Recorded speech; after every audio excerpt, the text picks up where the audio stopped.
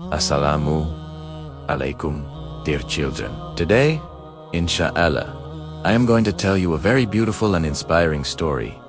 The story of Prophet Musa, peace be upon him. Prophet Musa a.s.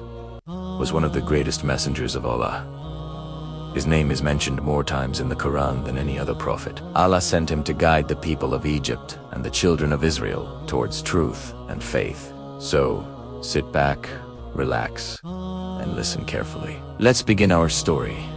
The story of Prophet Musa. A long time ago, in the land of Egypt, there lived a very powerful but cruel king named Pharaoh.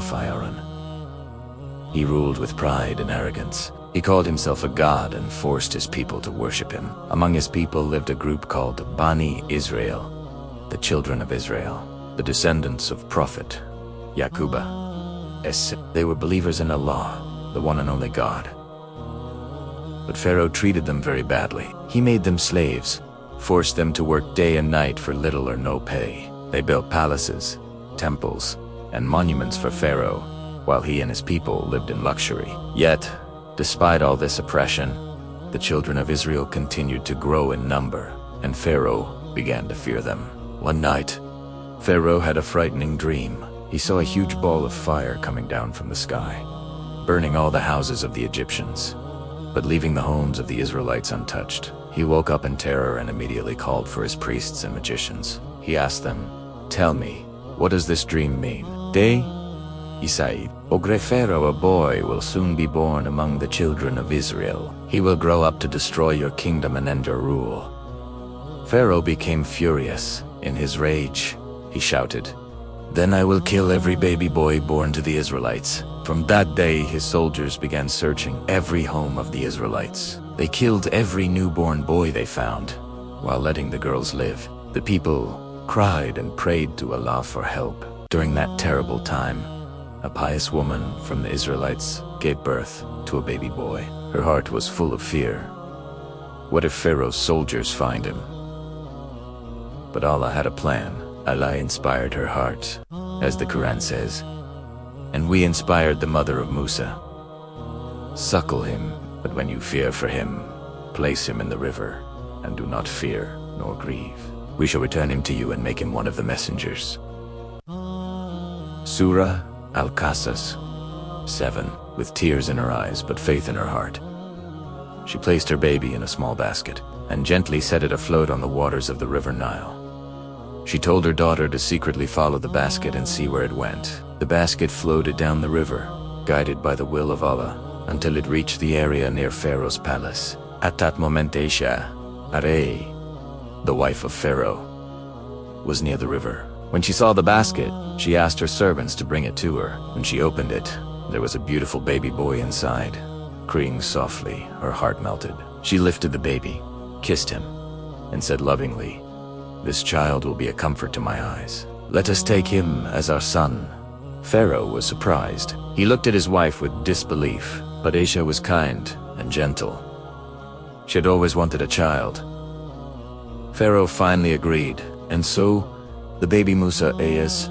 grew up in Pharaoh's own palace, safe and protected by Allah's plan. But soon, the baby began to cry with hunger. The queen called many women to feed him, but Musa refused to take milk from any of them. At that moment, the baby's sister, who had been secretly watching everything, came forward. She said politely, "Shall I tell you about a woman who can feed and care for this baby?" The queen agreed, and the girl quickly ran to bring her mother. As soon as the baby was placed in his mother's arms, he stopped crying and began to drink peacefully. The queen was amazed. "Same, Saib, this woman must stay and nurse the child." And in this miraculous way, Allah reunited Prophet Musa a.s. with his mother, just as he had promised. Years passed and Prophet Musa a.s. grew into a strong, wise, and intelligent young man. Although he lived in the palace like a prince, his heart was filled with compassion for the poor and the oppressed. He often saw the Israelites suffering under the cruelty of the Egyptians, and it made him very sad. One day, while walking through the city, he saw an Egyptian soldier beating an Israelite slave badly. The slave called out to Musa asked for help. Musa, yes, ran forward and said, "Stop this. This is injustice." But the soldier pushed him back. In anger, Musa struck the man with his fist, and the man fell to the ground, dead. Musa was shocked. He said to himself, "This is the work of Shaitan. Oh my Lord, I have wronged myself. Forgive me." And Allah forgave him, for Allah is the most forgiving, the most merciful. The next day, Musa again saw the same Israelite fighting another man. When Musa tried to stop them, the Israelite said fearfully, "Do you want to kill me like you killed that Egyptian yesterday?" An Egyptian man overheard this and ran to inform the authorities. Soon after, a man came running to Musa and said, "Oh Musa, the chiefs are plotting to kill you. Leave the city at once." Realizing the danger, Musa has left Egypt quickly, with no food, no camel, and no belongings. As he walked through the desert, he prayed, "My Lord, save me from the wrongdoing people." Surah Al-Qasas 21. Musa walked 4 days through the hot desert. He was hungry, tired, and alone. At last, he reached the city of Madian. Near a well, he saw a crowd of men watering their flocks. A little distance away, 2 modest women stood waiting with their sheep. Musa asked them gently, "What is the matter? Why are you standing here?" They replied, "We cannot water our animals until the shepherds leave. Our father is an old man." Musa felt pity for them. He went forward, pushed aside the heavy stone, and drew water for their animals. After helping them, he sat down under a tree and prayed, "My Lord, truly I am in need of whatever good you send to me." Surah Al-Qasas 24. A while later, one of the 2 women came to him. Walking modestly, she said, "My father invites you, so that he may reward you for watering our animals."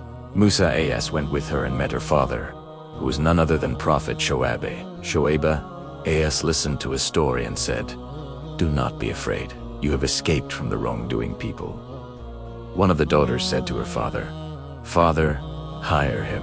The best man to hire is the strong and the trustworthy." Shoaib then said to Musa, "I wish to marry one of my daughters to you, on the condition that you work for me for 8 or 10 years. Musa agreed, and thus he started a new, peaceful life in Madian.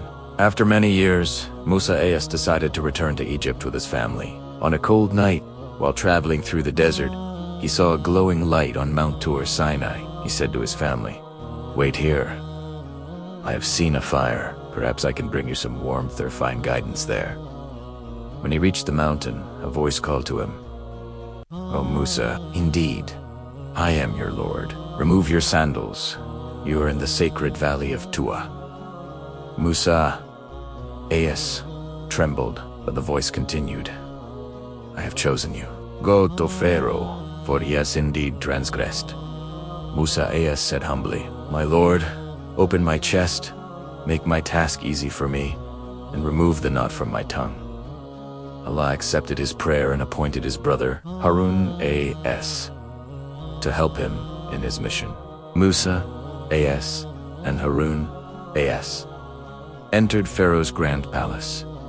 They stood before him and said, "Oh, Pharaoh, we are the messengers of the Lord of all worlds. Let the children of Israel go free."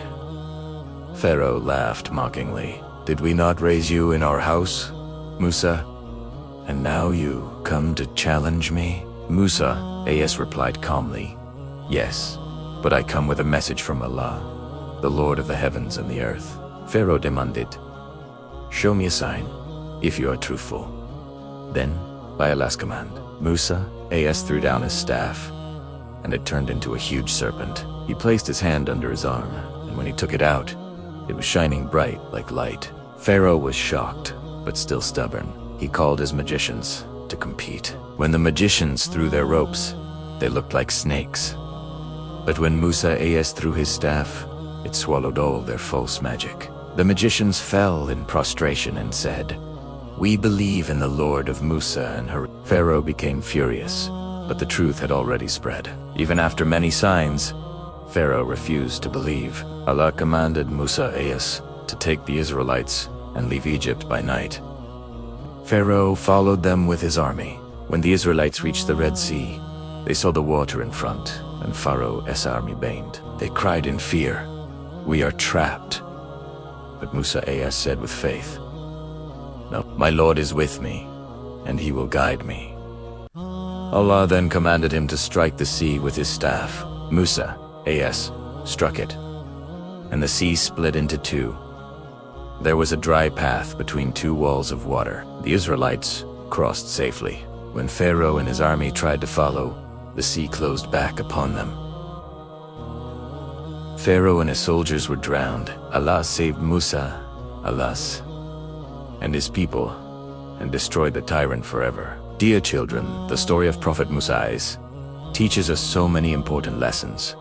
Always stand for truth and justice. Never be proud or cruel like Pharaoh. Have patience and trust in Allah, even when things seem impossible. Remember, when you believe in Allah sincerely, He will always open a way for you, just as He opened the sea for Prophet Musa. What a beautiful story of courage, faith, and mercy. If you enjoyed this story, don't forget to like and share it with your friends, and subscribe for more amazing Islamic stories. May Allah bless you all. Until next time, Assalamu alaikum wa rahmatullahi wa barakatuh.